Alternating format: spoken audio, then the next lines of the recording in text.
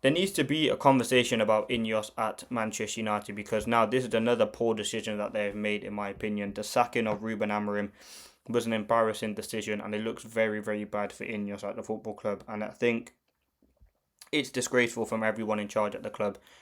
And I think a lot of question has got to be asked, because do you trust them to go out and get another manager that is able to fit the role at Manchester United? I don't think so. I think they're high as a hierarchy and as a ownership group. They don't do enough for this Manchester United team, and there's lots of incompetence and a lot of poor decisions that have been made.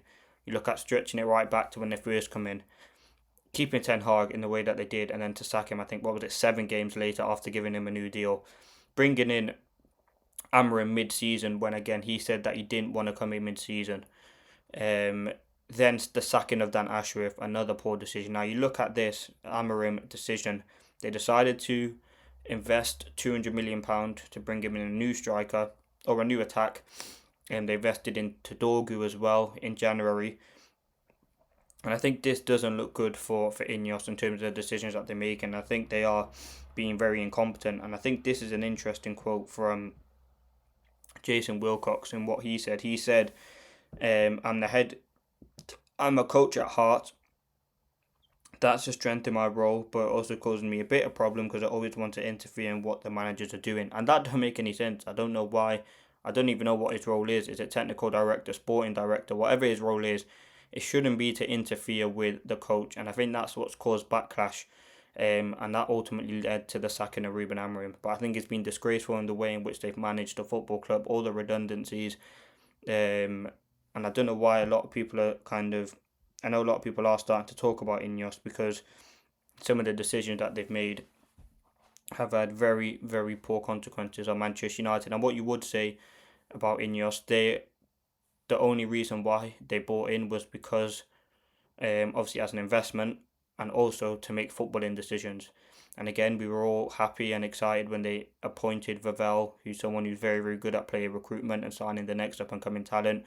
When we won and got Omar Barada from Manchester City, when you won and got Jason Wilcox, we bought in Dan Ashworth, and you thought that would be the structure that'd be able to take Manchester United to the top. Ultimately, I think it comes down from the hierarchy in terms of putting pressure on the manager, and I don't think you should be putting pressure on the manager to make decisions. And I think the Glazers as well have a part to play, because we know what they've done to Manchester United, the amount of debt that we're in. And again, it's not. There's a reason why we've hired so many top managers, and they haven't been able to take Manchester United back to the top. You look at all the managers that we've had since Sir Alex Ferguson. You've had experience.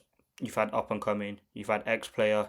You've had different formations, like a different formation, but ultimately all the managers that have come in have not been able to play the Manchester United way, and that's not obviously down to Ineos. They don't actually, no, they probably do coach the manager's decisions, and I think the United hierarchy and the ownership has chose Jason Wilcox as over Ruben Amorim, and Amorim was someone who was massively backed by Wilcox when he first came in, and the whole 3 year plan that they decided to do when Amorim was first come in, Ratcliffe words were said, it's not going to be an overnight change. We're not going to make sort of decisions based on some kind of report from the media. But ultimately, that 3 year plan that was put in place for Ruben Amorim, when he first came into the club, they said they were going to back him. They believe he was the guy.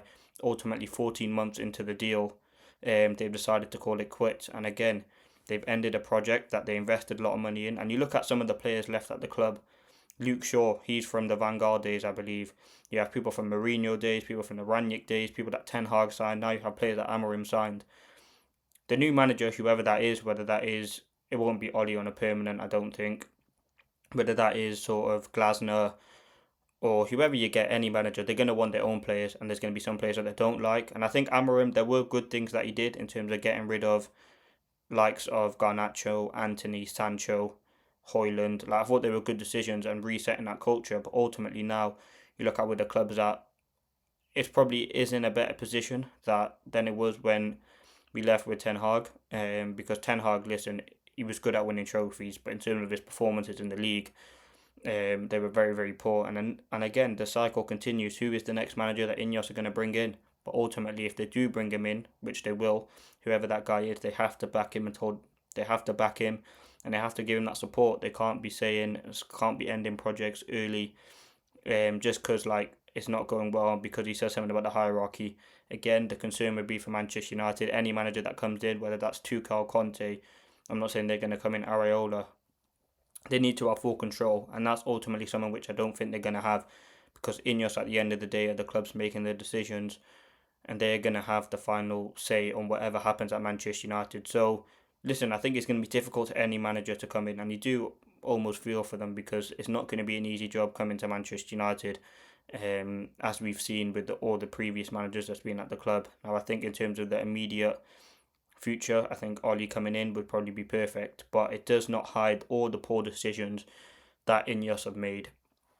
And I think that's what I wanted to say. I think it's pretty disgraceful in which the way what they've done to the club in such a short space of time that they've been here. I don't think they're any better than the Glazers, really.